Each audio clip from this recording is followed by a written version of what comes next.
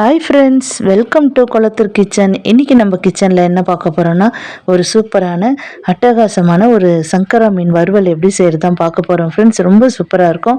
நீங்கள் நம்ம சேனலில் புதுசாக பார்க்குறீங்கன்னா சப்ஸ்கிரைப் பண்ணிக்கோங்க, மறக்காமல் பெல் சிம்பிளை கிளிக் பண்ணிக்கோங்க. இப்போ வாங்க வீடியோக்குள்ளே போகலாம். இப்போ பாருங்கள், ஒரு 1/2 கிலோ அளவுக்கு சங்கரா மீன் எடுத்து நல்லா க்ளீன் பண்ணி கழுவி வச்சுருக்கேன். இந்த அப்புறம் மசாலா இறங்குறதுக்காக மேலே சின்ன சின்ன கோடு போட்டு கத்தியில் கோடு போட்டு வச்சுருக்கேன். தேவையான லெமன் எடுத்து வச்சுருக்கேன். இப்போ பாருங்க, ஒரு 1/2 ஸ்பூன் அளவுக்கு மஞ்சத்தூள் போட்டுக்கிறேன்.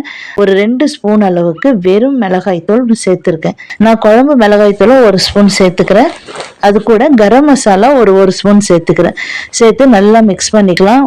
உங்ககிட்ட இஞ்சி பூண்டு விழுது இருக்குன்னா இஞ்சி பூண்டு விழுது போட்டுக்கோங்க. தயிர் வேணும்னா தயிர் போட்டுக்கோங்க. நான் தயிருக்கு பதில் லெமன் எடுத்து வச்சிருக்கேன். இப்போ ஒரு லெமன் எடுத்து 1/2 கிலோவுக்கு ஒரு லெமன் எடுத்து நான் நல்லா புழிஞ்சு விட்டுக்கிறேன். அதே போல் தேவையான அளவுக்கு தண்ணியை தெளித்து நல்லா அந்த மசாலாவை மிக்ஸ் பண்ணி வச்சுக்கிறேன். இப்போ நீங்க என்ன பண்ணுங்க, இந்த மீன் மேல சும்மா கத்தியில ஒரு கோடு போட்டீங்கன்னா, ஒரு 2 கோடு போட்டீங்கன்னா, அடிப்பக்கம் மேல் பக்கம் போட்டீங்கன்னா தான் நம்ம மசாலா தடவும் போது அந்த மீனுக்குள்ள எல்லாம் இறங்கும்.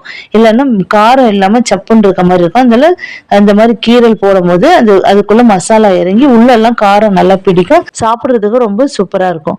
இப்போ இந்த மசாலா எல்லாத்தையும் நல்லா மிக்ஸ் பண்ணிக்கிறேன். இப்போ பாருங்க, இதுல என்னென்ன மஞ்சத்தூள் போட்டிருக்கேன், குழம்பு மிளகாய் தூள் போட்டிருக்கேன், வெறும் மிளகாய் தூள் 1 ஸ்பூன் போட்டிருக்கேன், 1 ஸ்பூன் கரம் மசாலா போட்டிருக்கேன். இப்போ தேவையான லெமன் பிழிஞ்சு விட்டுருக்கேன். இப்போ கொஞ்சம் தண்ணியை தெளித்து அந்த மசாலாவை நல்லா மிக்ஸ் பண்ணிக்கலாம். இப்போ பாருங்க, ஒரு மீனா நம்ம பேஸ்ட் மாதிரி பண்ணி வச்சிருக்கிறோம். இந்த மசாலாவில் பரட்டி எடுத்துக்கலாம். மேல் பக்கம் கீழ் பக்கம் 2 பக்கமே இந்த மசாலா ஃபுல்லாக படுற மாதிரி நல்லா இந்த மீனில் போட்டு ரெடி பண்ணி வச்சுக்கலாம். இப்போ நான் இதுக்கு ஃபுட் கலர் கூட சேர்க்கல. உங்களுக்கு வேணும்னா சேர்த்துக்கோங்க. நான் ஃபுட் கலர் எதுவுமே சேர்க்காம வீட்டில் இருக்கிற மசாலா வச்சு தான் இப்போ நான் இதை செய்கிறேன். இப்போ எல்லாத்துலேயும் மசாலா போட்டு ரெடி பண்ணியாச்சு. இப்போ என்ன பண்ண போகிறோம், ஒரு 10 நிமிஷம் இல்லை 15 நிமிஷம் அப்படியே ஒரு மூடியை போட்டு அப்படியே விட்டுடலாம். மீன் நல்லா அந்த மசாலாவோட நல்லா ஊறட்டும். அதுக்கப்புறமா நம்ம எடுத்து தவாவில் வச்சு பொரிச்சுக்கலாம். இல்லை கடாயில் எண்ணெய் ஊற்றி கூட நீங்கள் பொரிக்கலாம். நான் தவாவில் வச்சு வறுத்து எடுக்க போகிறேன். இப்போ பாருங்க, கேஸ் ஸ்டவ் ஆன் பண்ணிட்டு ஒரு தவா வச்சுக்கிறேன்.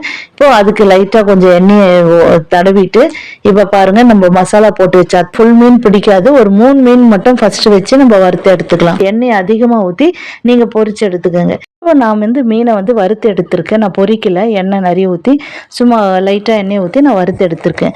ஓகே ஃப்ரெண்ட்ஸ், பாருங்கள், ரொம்ப சிம்பிளாக அதே நேரத்தில் ரொம்ப சுவையாக அதே நேரத்தில் நல்ல கிறிஸ்பியான ஒரு மீன் வறுவல் ரெடி ஆயிடுச்சு. ஓகே ஃப்ரெண்ட்ஸ், இதே போல் நீங்களும் செய்து பார்த்துட்டு எப்படி வந்திருக்கு கமெண்ட் சொல்லுங்கள். இந்த வீடியோ உங்களுக்கு பிடிச்சிருந்தா லைக் பண்ணுங்கள், ஷேர் பண்ணுங்கள், சப்ஸ்கிரைப் பண்ணுங்கள், மறக்காமல் பெல் சிம்பிளை கிளிக் பண்ணுங்கள். இதே போல் இன்னொரு வீடியோவில் உங்களை சந்திக்கிறேன். Bye friends.